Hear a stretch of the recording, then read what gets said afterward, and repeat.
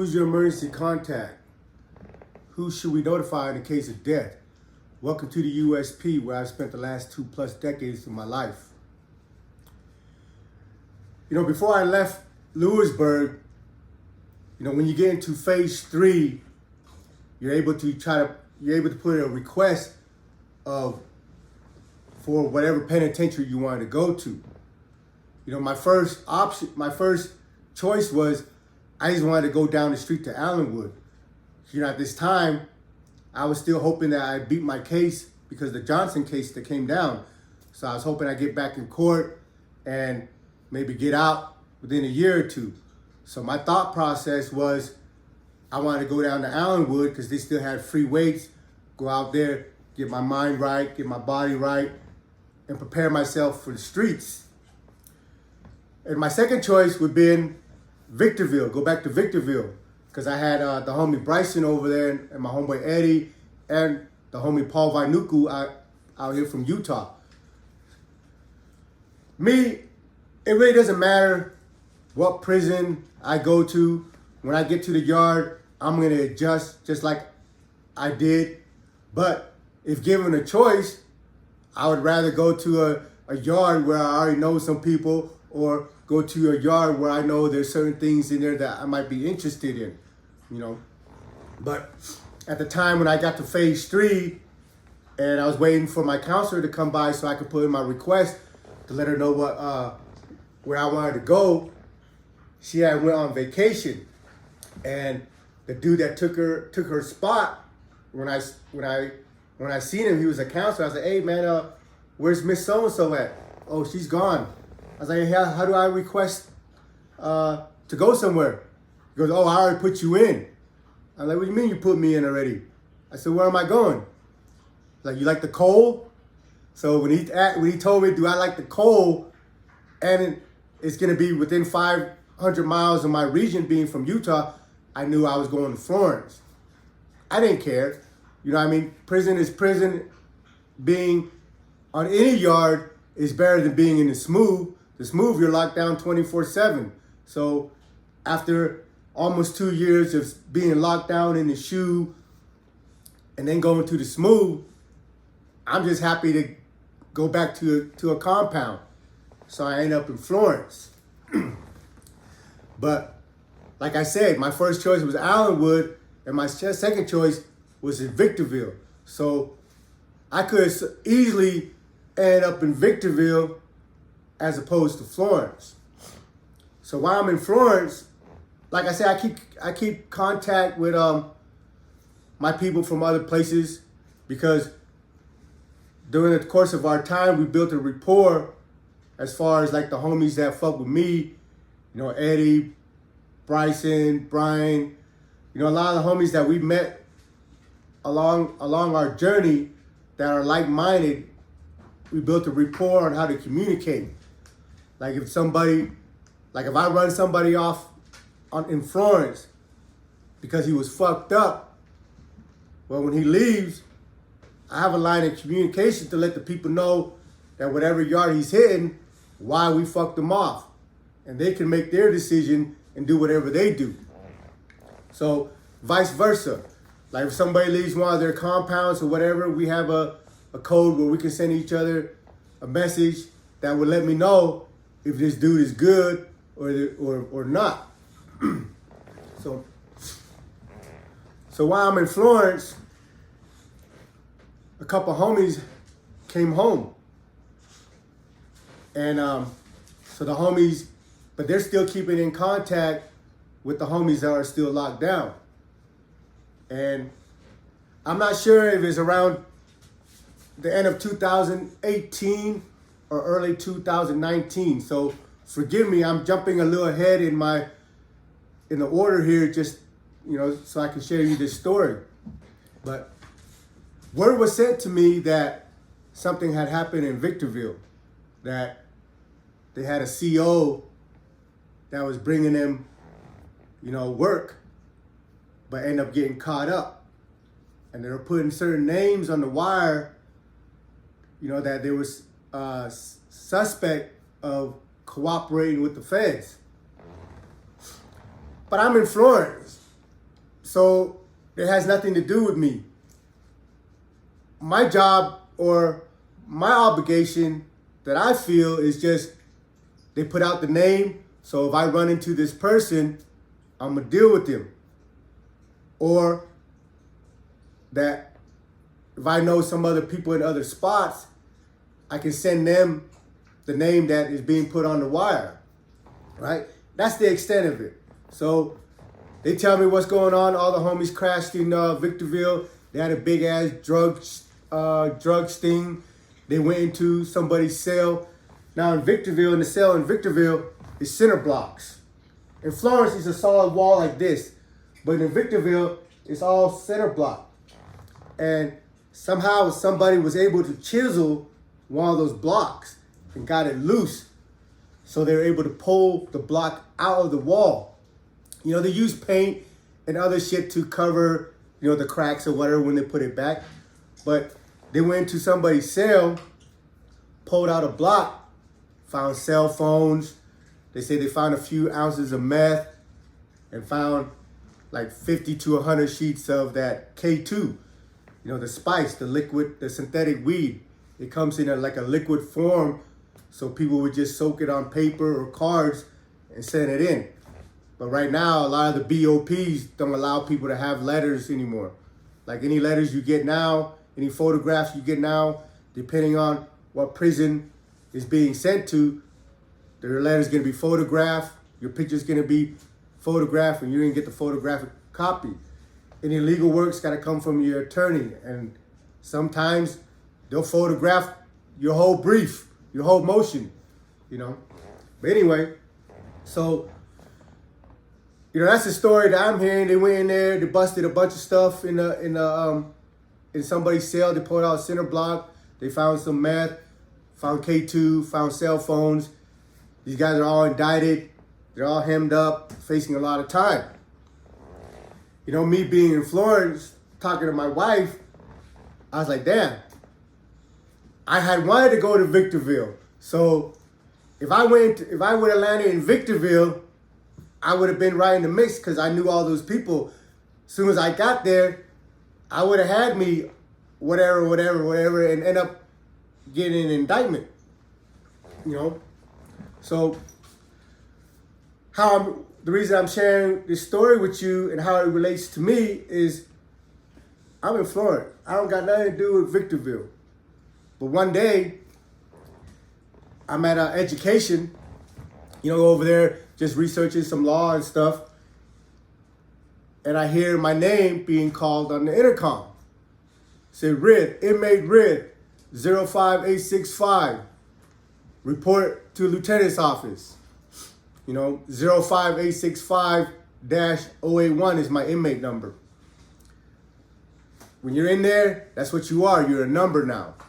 You know, because you know a lot of people have same last name, whatever. So I hear Rid, inmate Rid, 05865. Report to lieutenant's office. You know, when you hear your name called to the lieutenant's office, it's always something negative because they're not going to call you to the lieutenant's office to give you like a reward or a prize for being a model inmate or something. There's always something going on, right? So, but at this time, I'm clueless because I'm not doing nothing on the yard. I'm not hustling. I'm not any confrontation. So in my mind, there's absolutely no reason for me to ever be called to the lieutenant's office. So I go up to the lieutenant's office. When I get up there, there was a Nathaniel dude that I was with in Lewisburg, Tiger. Tiger was in Coleman with the homie Eddie Sua. So they became pretty good friends. And when we all left Lewisburg, Eddie got sent to Victorville and Tiger got sent to Florence with me. So we're all up there and there's a couple other dudes. Another Asian dude, his name was Eddie, a Korean dude that was in a wheelchair. He just came from Victorville. Like he ended up getting beat up by the homies in Victorville. It's fucked up. I'll share that story later because the dude's already like half paralyzed, right? In a wheelchair. And he ended up getting beat up by the homie in Victorville. they beat him up in the kitchen and somebody like slammed his wheelchair on top of him. So whatever, that's for another story. But so we're all up in front of the lieutenant's office. They call Eddie in first. Eddie goes in. They lock the door. Like 3 minutes later, Eddie rolls his chair back out, right? And he's just like looking, like his look was just like, you know, I don't know how to describe it. He wanted to tell us what was going on, but he really couldn't, so he was trying to do it with his eyes. So his eyes like, he was just looking at me like, you know, I'm like, what the fuck is wrong with this dude, right? But before I can like pick on the subliminal message that he was trying to send me, the lieutenant called my name, said, hey, Rick, your turn. So I'm like, all right.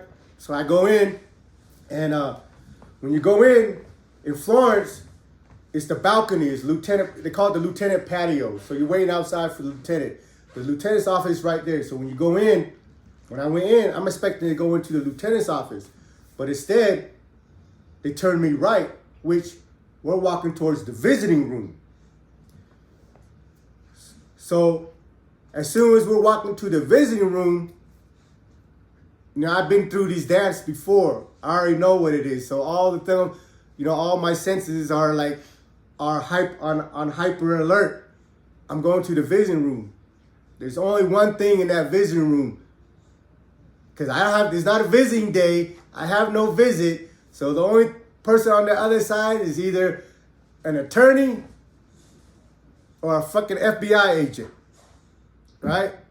Either one is not good for me, because if an attorney is coming to see me, then there must be some freaking ongoing criminal investigation case that I'm not privy to. And if it's the FBI, well, it's the same shit, right? So, you know, you get your little injection of adrenaline just because it's the unknown. So I walk into the visiting room. We go into the main visiting room. It's just a lobby with chairs and little tables for your family and you to sit. There's vending machines. And around the visiting room on the sides are attorney booths. You know, a little private room for you to have a contact visit with your attorney. So they take me to the front of those rooms. When I get there and I look in, there's two men sitting at the table in plain clothes. But if anybody's ever been around federal agents, U.S. Marshals, FBI agents, for some reason there's a different demeanor, aura about them as opposed to, let's say, regular state police, state detectives. There's always an arrogance with the FBI agents. I don't know how to explain it, but of course, being in the federal system, already being in the federal penitentiary, I already know nobody from the state is coming to visit me. Whoever's coming is going to be from the feds. But I've had my share of experiences with different people from different alphabet agencies, and somehow the FBI's, there's just a different demeanor and aura about them, you know. Maybe because they know that it doesn't matter what you say or do, they can do whatever the fuck they want anyway. So if there's a lesson to be learned here, it's coming. Pay attention. So I go to the door, and there's two FBI agents sitting in there. So I put my hand on the side of the door. I'm like, what's up? What's going on? It's like, what's your name? I said, Rid. They're like, what's your name and number? So I cite my name, Mason Rid, 05865. It's like, whatever. Like, and they're like, can you come down? Would you like to have a seat? I said, what is this about? Oh, we just have some questions for you. I said, do I need an attorney? They're like, nah, you don't need an attorney. We just want to ask you a few questions. I said, am I under arrest? Am I under some type of indictment? They're like, no, it ain't got nothing to do with you. Well, if it ain't got nothing to do with me, then I'm cool. See ya. Like, no, wait. I said, listen, man. Do I need an attorney? They're like, no, you don't need an attorney. I said, am I being investigated for something? Am I a suspect in some type of investigation? Like, no, we just want to ask you a few questions. I said, I'm not interested in speaking to you. Well, we know you know a couple people in Victorville. I said, as soon as he said Victorville, all my senses went, it was like firework. Beep, beep, beep, all the alarms went off, right? Right? Like, have you heard of what happened in Victorville? I said, no, I don't know what's going on in Victorville. I just want to ask a simple question. Does this have anything to do with me? He's like, no, it don't got nothing to do with you. I said, listen, I'm done. I don't want to know anything. I don't care about anything. I turned around and walked out. Now, when I was fighting my case, one of the evidence they used against me was a statement from one of my co-defendants, my homeboy Puma. In the discovery, they said that they interviewed my homeboy Puma for 12 hours. They had him held, I have the paperwork. They had him held in the interrogation room for 12 hours. He was being interviewed by the state police, by the West Valley PD, and by the marshals, and by the FBI agent. They were all taking turns trying to interview him for 12 hours. This is what they used to indict to connect me and him to a bank robbery. They said through the course of 12 hours, Mr. Sasio, which is my homeboy's, my co-defendant's last name, Puma Sasio, refused to answer any questions. The only time that the marshals observed any type of reaction from him was when they were talking about his daughter. He just had a newborn baby that was a little bit over a year old, and they were threatening to deport him, to take his kid away from him.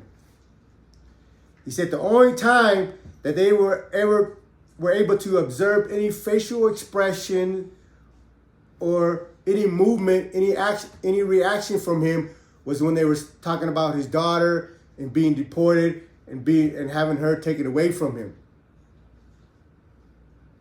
They just observed body movement, reaction. There was nothing said, nothing admitted or anything for 12 hours. Well, these two, one's an FBI agent and one's a U.S. Marshal. They testified as one of my evidentiary hearing that my homeboy Puma confessed it to the crime. So they said in 12, just try to wrap this around your head. He was in an interrogation room for 12 hours. Through the course of that 12-hour interview, they came out of there with two things.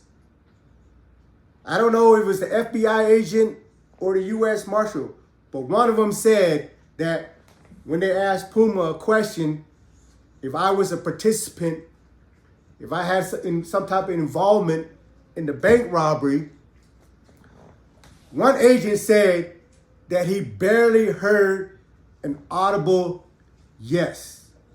Barely heard an audible yes.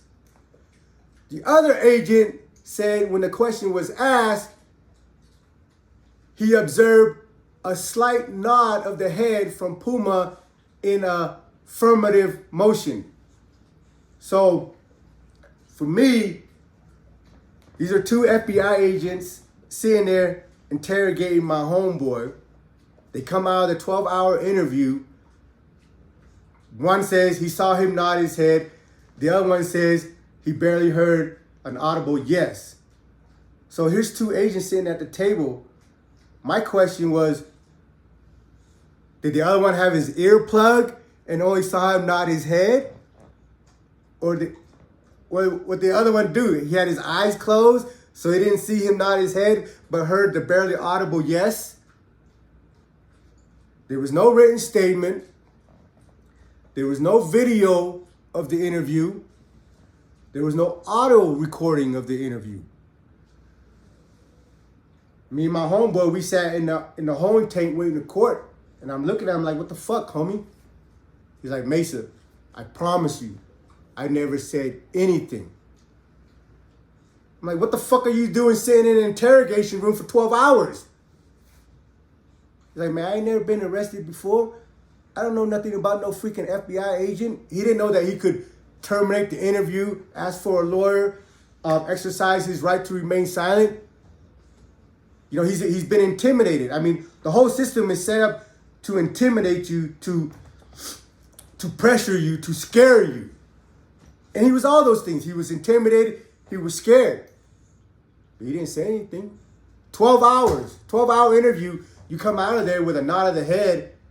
One says he nodded his head. Another one said he heard something, right? So we challenge it. Well, we want the audio recording. We want the written statement. We want the video recording. What we got back was the FBI manual. And this is not verbatim, but this is what this motherfucker says. The FBI manual says, we do not require our agents to have any written statement.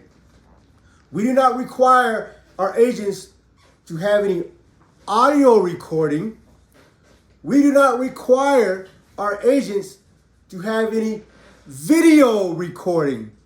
We rely solely. Let me repeat that. This is the FBI manual. This is their code of conduct. This is what I filed to try to dispute the evidence that they were putting up connecting me to the bank robbery. So we filed it. We got this from the FBI department. And it states that the FBI rely solely. If anybody knows the word solely means that's the only thing they give a fuck about. This is the thing that's going to carry the weight. They rely solely on the integrity of their agents. Which in layman's term, I'm telling you right now, so if you don't listen, it's you. If you step inside a room with an FBI agent, that FBI agent can come out of that room saying whatever the fuck he wants to say. He can say that you confessed it to the crime. He can say that you told on these other individuals. He can say whatever the fuck he wants. They don't need no written statement, no audio, no video. Their manual, their policy is they rely solely on the integrity of their agents. As if their agents don't lie. As if they're not going to go out there and fabricate some type of Russian collusion. You know, like as if they're not going to put some fucked up dossier or get a FISA court over some bogus shit that they never verified. They're trying to tell you that these people are above question, that their integrity is absolute, that they are honest, trustworthy individual. But you see, over and over and over and over again, somebody getting released from prison after 30 years because they found out that the evidence proved that they didn't commit that crime 30 years ago. Well, what happened to that fucking evidence they had 30 years ago that they suppressed, they didn't bring to light because it was going to be in favor of the defendant? So if you're trying to tell me that you rely solely on the integrity of the FBI agents, that's telling me we're fucked. We're screwed. Because one of the famous saying in the feds is that the U.S. government, the federal government, can indict a ham sandwich. Think about that. They're telling you we can indict anybody on anything. We can indict a ham sandwich. So if they can indict a ham sandwich, they could easily indict you. That's why, you know, for me, if you don't learn a lesson, then you're setting up yourself for failure. Once I discovered that, when I walked into that vision room and seen them 2 FBI agents sitting there, I already know. If I walk in there and sit in there, they can come out of that room saying I said whatever the fuck I said. Because obviously they already know enough to indict the people in Victorville. Right? But, so, anyway, I'm tripping. I come back out. I leave. I come back out. After me, it's Tiger. You know, I walk a little slow because I know Tiger, the Norteños, can do the same thing. I walk a little slow because we can't sit out on the patio. So I walk a little slow to let Tiger go in there and come out and catch up with me, which he did. He came out of the visiting. He's like, man, what the fuck? I was like, what? Man, what the hell they call? I ain't never been to Victorville. You know, he's a Norteño. Victorville is all Sureño. But the reason they had called him in was his connection to my homie Eddie Sewell, who was in Victorville. So I guess what happened in Victorville was they had this SIS named Hayes. He was the SIS in Atwater with us. I met him when he was a rookie in Lompoc back in 2001. And through the course of the time, I ran into him in Beaumont. When I was in Beaumont, he became a lieutenant. Then when I showed up in Atwater, he ended up being there and became the head SIS. Well, not the head, but the second in command, because above the SIS is SIA, which is like, you know, the main guy. But he was a SIS lieutenant, so right under there. But in Victorville, I mean, not in Victorville, but in Atwater, his demeanor was to break us up. Because when he came, because he's Filipino from Hawaii. When he came, like, he doesn't really like the homie Eddie, and because I don't know if he's been abused by their brothers, or he don't like some of the homies because, you know, they're out there from the island, and I'm sure at one time or another, he ran into some family members or whatever and got the shit end of the stick. But when he came to Atwater, he seen that we had pretty much the yard on lock. We controlled the gambling, you know, whatever was on the yard, we had our hands in it. But the way we conducted ourselves was envied by other cars, other races, and even hated by the CEOs. They don't like seeing you getting along. They don't like seeing you doing good, eating what you want. Like, we never had any confrontation according to the hustles that we were involved in because, you know, the way we conducted ourselves. Yeah, we took losses. There's always loss in the game. But you always, you know, evaluate your losses compared to, you know, the pros and cons of dealing with it or whatever. And however we did it in Atwater, it was productive for us in our community. So when Hayes, the lieutenant SIS, came, he didn't want to be perceived that he was doing us favors or looking out for us because he himself was an islander too. So he set out to break us apart. And within 2 years, 3 years that he was there, all of us that was in Atwater, that was moving and shaking, all got shipped out. Everybody else went to a different prison. My dumb ass got sent to the Smooth program. But we all got shipped out and broken up out of Atwater.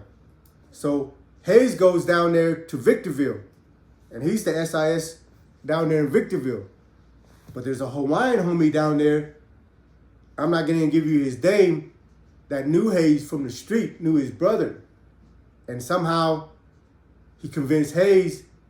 This is according to the allegation to the indictment. I don't know anything about the case. I'm not privy. I never read anything or anything like that. Everything that's related to me through here, just for liability purpose, is all third-hand knowledge, right? But he started bringing in work for the homie. And one of the dudes that he was bringing in stuff for was a dude named Blue. He's Simone, Crip Simone. He's a Crip homie, Blue. But the dude that had to connect, that had to plug with Hayes, he had left Victorville. He had left, got transferred to Victorville and went to FCI and plugged Blue up with the dude. So I guess on one of the transactions. I don't know how the FBI was even on their tail sniffing, but they had caught Hayes meeting Blue's girl in a parking lot in some type of grocery or mall, whatever, in the parking lot. They got him on camera meeting. And from what I know, I'm not sure if I should just even put this out there because it might not be accurate or anything. And I try to avoid, the inaccuracy of my stories. But at the end of the day, the names that they were putting out on the wire when I was in Florence that they were saying that was cooperating with the feds turned out not to be true. Because, when everybody first gets hemmed up, they're spreading everybody out, locking you up in different facilities, in different areas to let you, brew over what's going on. You start, once you get arrested, you start going through your head, like who knew about this or who's a suspect, who is acting funny, this and that. So the name they put out on the wire was one of the homies that was in Victorville that turned out not to be accurate. Because at the end of the day, when the indictment came down, they said that the girl, which was Blue's girl, that was meeting up with Hayes, she ended up giving up all the information and causing everybody to get indicted. But at the end of the day, all the people that got indicted, they all played out. There's like 4 people. They all played out to 10 years. And from what I know, that SIS dude, Hayes, he took his case to trial and beat it, which I'm glad. Because, for me, if you're able to compromise a CO and he's bringing in work with you, that's your partner. Regardless how you feel, you got to protect that. Because not only for yourself, but for other COs. Because if other COs are contemplating about dipping and dabbing in the hustle, but they see that every other COs before them that try to do it get told on, they're not gonna fucking be willing to do that for you because they have a secure job, good benefit, good pay. Why would they risk that by trying to bring you some? Especially if you're not gonna protect them. Me, it don't matter who it is. If you partner up with somebody, homie, you're obligated to protect them and see the mission through. And it pisses me off that, over the course of the years, I've seen a lot of COs get indicted because these bitch ass inmates or their people end up telling on them. A rat's a rat. I don't give a fuck who you told on. But fortunately for me, I didn't get sent to Victorville. I got sent to Florence, and I didn't get caught up in the indictment. Welcome to the USP.